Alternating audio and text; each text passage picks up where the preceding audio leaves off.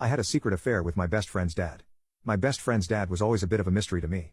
He was tall and handsome, with a rugged charm that made him hard to ignore. I would catch myself stealing glances at him whenever he came around, and I could tell he noticed. There was always a twinkle in his eye when our gazes met, a silent understanding between us. I tried to push my attraction aside, reminding myself that he was off limits.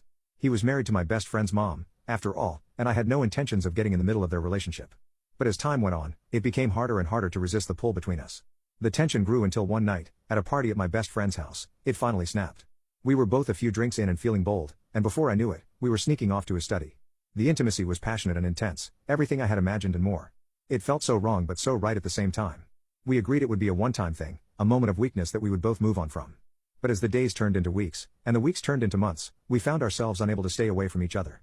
We became experts at sneaking around, finding stolen moments in empty bedrooms and quiet corners. My best friend had no idea what was happening right under her nose, and I felt guilty every time I saw her. But the guilt wasn't enough to make me stop. The thrill of the forbidden kept me coming back for more. It wasn't until my best friend's dad got caught that everything fell apart. His wife found out about our affair and kicked him out of the house.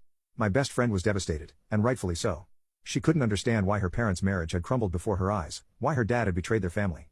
I couldn't tell her the truth, couldn't bear to see the pain in her eyes. So I let her think that her dad had cheated with a stranger, someone he didn't care about. I let her believe that our friendship was still intact, that nothing had changed between us. But inside, I was dying. I had lost my best friend and the man I loved all in one fell swoop.